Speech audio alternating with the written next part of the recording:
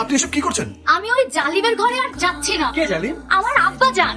আপনারা তাকে বাঁচিয়েছেন বলে আপনারা পরপুরুষ। আপনাদের মুখ কেন দেখেছি তার জন্য আমাকে এমন এমন জায়গায় মেরেছে, আমি পরহেজগার তাই দেখাতে পারছি না।